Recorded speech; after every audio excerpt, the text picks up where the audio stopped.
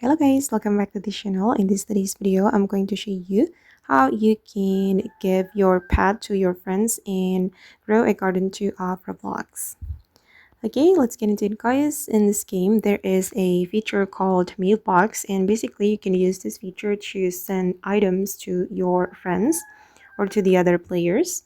And here you can select the friend that you want to send pet to, and I'm just going to pick a random player from here.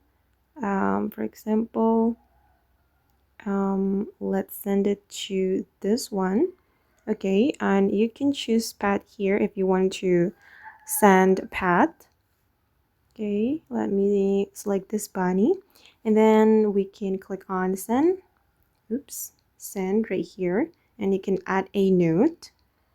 But yeah, I don't want to send it, so I just want to click on cancel. But if you want to send it guys, just use the mailbox feature.